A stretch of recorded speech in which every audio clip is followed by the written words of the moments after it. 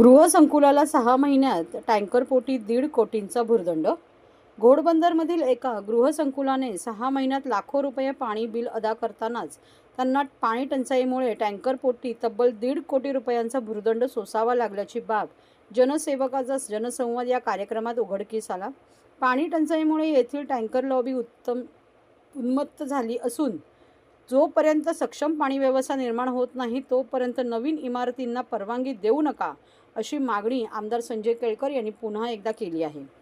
भाजपच्या खोपट येथील कार्यालयात आयोजित आमदार संजय केळकर यांच्या जनसेवकाचा जनसंवाद या कार्यक्रमात घोडबंदर परिसरातील गृहसंकुलाच्या रहिवासी प्रतिनिधींनी भेट घेत पाणी टंचाईबाबत तक्रार केली. या तक्रारीनुसार महावीर कल्पवृक्ष ऑर्किड सोसायटीने 6 महिन्यात ठाणे महापालिकेचे लाखो रुपयांची पाणीपट्टी अदा केली.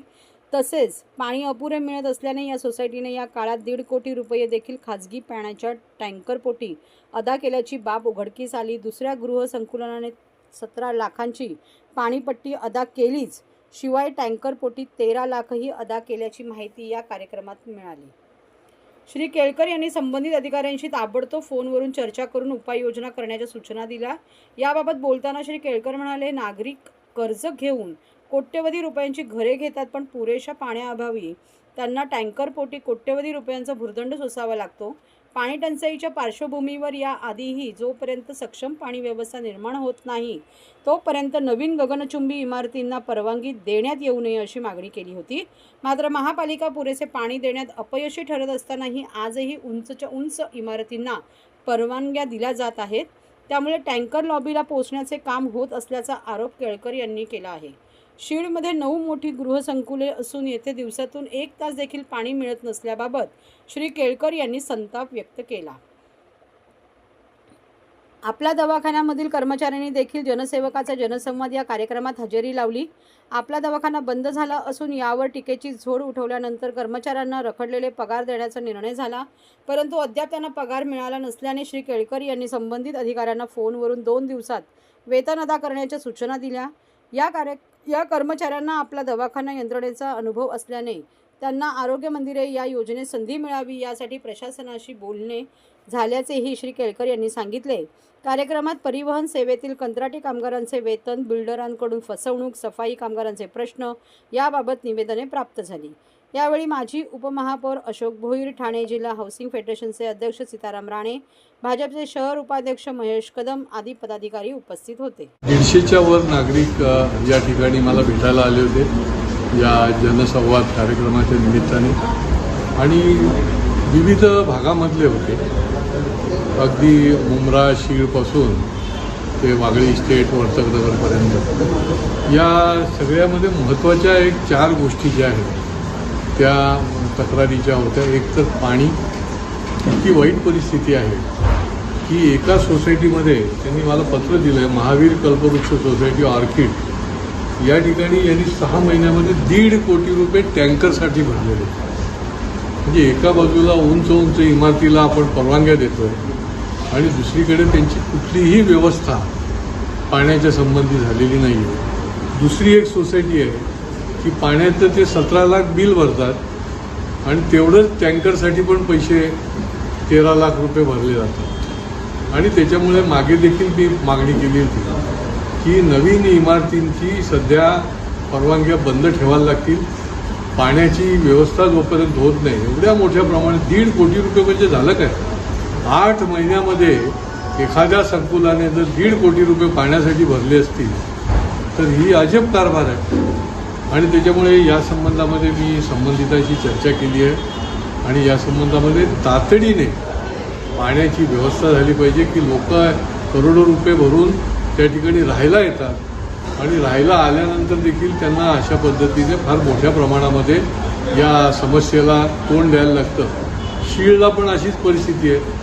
9 मोठी संकुलं आहेत आणि त्या ठिकाणी 1 तास देखील पाणी येत नाही. आणि त्यामुळे या एकत्रित या संबंधीचा मास्टर प्लॅन तयार करण्याची अत्यंत गरज आहे. अनेक भागामधनं फसवणुकीचे तर रोजच्या रोजच तक्रारी येत आहेत. आज तर जे आपला दवाखान्यामध्ये काम करणारे महिला कर्मचारी होत्या त्या देखील मोठ्या संख्येने आलेल्या होत्या त्यांच्या खात्यामध्ये अजून पैसे जमा झालेले आहेत. मी संबंधित अधिकाऱ्यांशी चर्चा केलेली आहे आणि त्याचं तपासणी जी आहे, ठीक आहे ना, व्हेरिफिकेशन करणं गरजेचं आहे, परंतु किती दिवस व्हेरिफिकेशन करत बसणार? त्याच्यामुळे 2 दिवसात त्यांना तुम्ही हे पैसे जे आहेत ते अदा केले पाहिजे, अशा प्रकारची त्यांना मी सूचना केलेली आहे.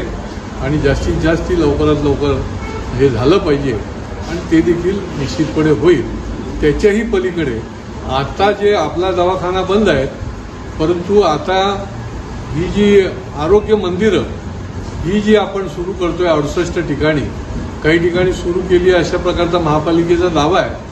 तर त्या ठिकाणी या ANM GNM असलेले ज्या आधी आपला दवाखान्यामध्ये काम करणाऱ्या होत्या परिचारिका, त्यांना आपण संधी द्यायला पाहिजे, त्यांना प्रायोरिटी द्यायला पाहिजे, कारण त्यांना अनुभव आहे. काही जणी तर 2019 पासून काम केलेलं आहे त्यांनी, आणि त्याच्यामुळे ती देखील मागणी आणि सूचना मी महापालिकेला केलेली आहे. अशा अनेक दैनंदिन अडचणीचे जे विषय आहेत, जी तुमच्या 7/12वरनं प्रॉपर्टी कार्डावर चढवताना देखील त्या कार्यालयामध्ये त्यांना अनेक प्रकारच्या समस्यांना तोंड द्यायला लागतं. परिवहनचे काही कर्मचारी आले होते, त्यांना पगार अजून मिळालेला नाही, 6 महिन्यापासून ते फेऱ्या मारत आहेत, त्यासंबंधीच्या अडचणी आहेत. आणि त्याच्यामुळे निश्चितपणे या जनसंवाद उपक्रमामध्ये जे म्हणून येतील त्यांचा ऑन दी स्पॉट आपण प्रश्न सोडवण्याचा प्रयत्न करतो. आणि नाही झाला तर त्याचा पाठपुरावा देखील जोपर्यंत सुटत नाही, जर त्याचा जेन्युइन प्रश्न असेल तर तो सुटेपर्यंत त्यांना आपण सहकार्य करतो.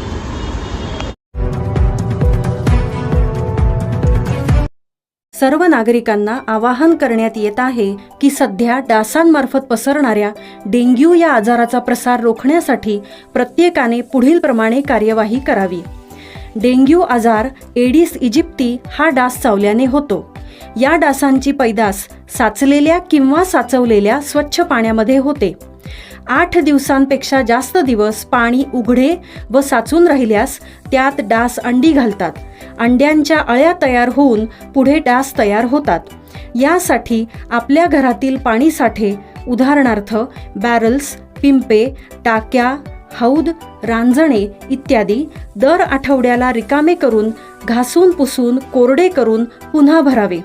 1 दिवस कोरडा दिवस म्हणून पाळावा.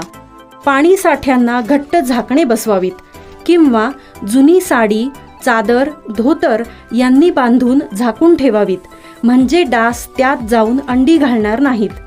घराच्या गच्चीवर, आजूबाजूला, अंगणात कोठेही पाणी साचू देऊ नये. भंगार सामान उघड्यावर टाकू नये, उदाहरणार्थ टायर्स, प्लास्टिक सामान, कुंड्या, टाकाऊ वस्तू इत्यादी. अशा सामानात पावसाचे पाणी साठून त्यात डेंग्यूच्या डासांची पैदास होते.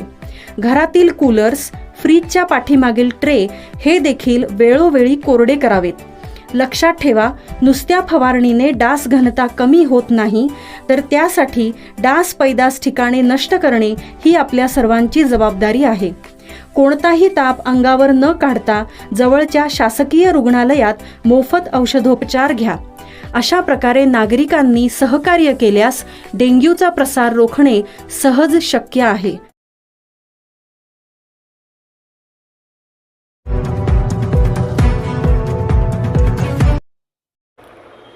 श्री विठ्ठलाच्या भव्य मूर्तीचे उपमुख्यमंत्री एकनाथ शिंदे यांनी केले अनावरण. पुण्यश्लोक अहिल्यादेवी होळकर घाट उपवन येथे झाला सोहळा.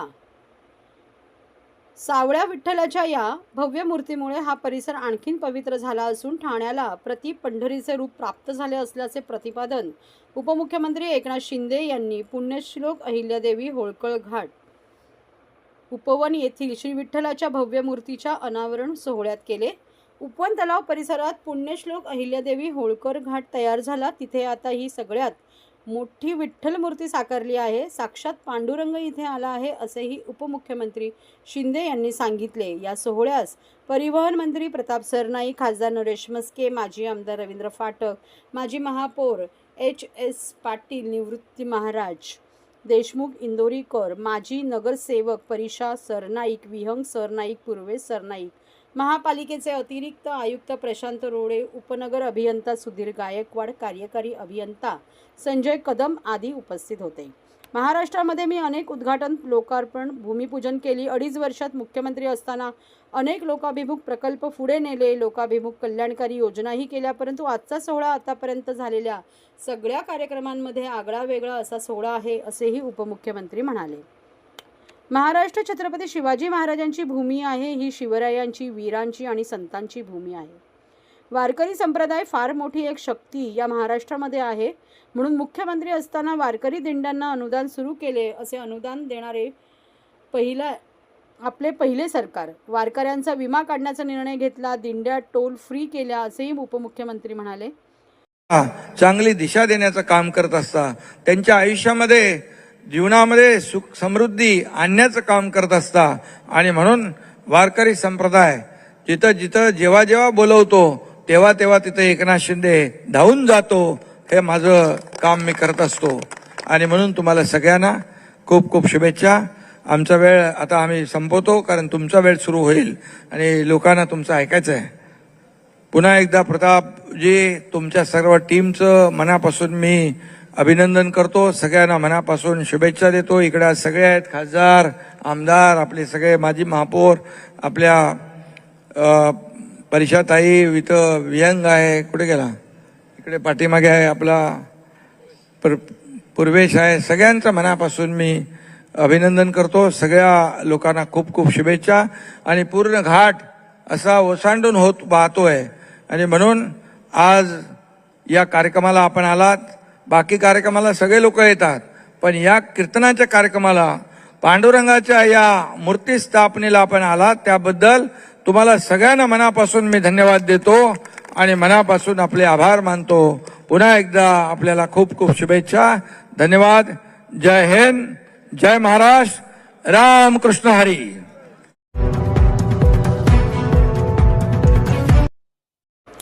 छत्रपती शिवाजी महाराज रुग्णालयाच्या प्रसूती विभागात खाटा वाढवल्या. ठाणे महानगरपालिकेच्या छत्रपती शिवाजी महाराज रुग्णालयाच्या प्रसूती विभागात प्रसूतीसाठी येणाऱ्या महिलांची संख्या लक्षात घेऊन तेथील खाटांची संख्या वाढवून 90 करण्यात आली आहे. त्याशिवाय मुंब्रा येथील प्रसूतीगृहाकडून येणाऱ्या रुग्णांचा ओघ लक्षात घेऊन स्वातंत्र्य सैनिक हकीम अजमल खान रुग्णालयातील MM व्हॅली प्रसूतीगृहात छत्रपती शिवाजी महाराज रुग्णालयाच्या विस्तारित केंद्राचा दर्जा देऊन तेथे अद्ययावत प्रसूतीशास्त्र विभाग पूर्ण स्वरूपात लवकरात लवकर सुरू करण्याचे निर्देश महापालिका आयुक्त सौरभराव यांनी दिले आहेत. छत्रपती शिवाजी महाराज रुग्णालयातील प्रसूतीशास्त्र विभागात दररोज सुमारे 200 बाह्य रुग्ण येतात. तसेच प्रसूती पश्चात कक्षात आता एकूण 70 खाटा उपलब्ध आहेत. उपरोक्त विभागात दररोज सरासरी 18 प्रसूती होतात. ऑक्टोबर 2025 मध्ये दररोज 22 प्रसूती झाल्या. त्याचबरोबर बहुतांश वेळा उपरोक्त कक्षात एकूण 98 महिला दाखल होत्या. रुग्णालयात ठाणे महानगरपालिका क्षेत्र तसेच आजूबाजूच्या क्षेत्रातून तसेच ठाणे ग्रामीण व पालघर ग्रामीण क्षेत्रातून महिला प्रसूतीसाठी येतात. त्यामुळे बहुतांश वेळा खाटा पूर्णपणे भरलेल्या असतात. या परिस्थितीवर तोडगा काढण्यासंदर्भात शुक्रवारी महापालिका आयुक्त सौरभराव यांच्या दालनात बैठक झाली. या बैठकीत अतिरिक्त आयुक्त संदीप माळवी, उपायुक्त आरोग्य उमेश बिरारी, वैद्यकीय आरोग्य अधिकारी डॉक्टर प्रसाद पाटील, रुग्णालयाचे अधिष्ठाता डॉक्टर राकेश बारोट, रुग्णालय अधीक्षक डॉक्टर अनिरुद्ध माळगावकर उपस्थित होते. या बैठकीत छत्रपती शिवाजी महाराज रुग्णालय येथील प्रसूती विभागावर येत असलेल्या ताणाची सविस्तर चर्चा झाली. त्यांची कारण मीमांसा करताना दरमहा सुमारे 100 प्रसूतीपूर्व महिला या स्वातंत्र्य सैनिक हकीम अजमल खान रुग्णालय येथील प्रसूतीगृहातून पाठवल्या जात असल्याचे निदर्शनास आले. या प्रसूतीगृहात आपत्कालीन सिझेरियन सेक्शन शस्त्रक्रियेची सुविधा उपलब्ध करून दिल्यास तेथून प्रसूतीसाठी महिलांना छत्रपती शिवाजी महाराज रुग्णालयात पाठवणे कमी होईल. त्यातून प्रसूती विभागावर असलेला ताण कमी होऊन येथील खाटा उपलब्ध होतील, असे अधिष्ठाता डॉक्टर बारोट यांनी सांगितले.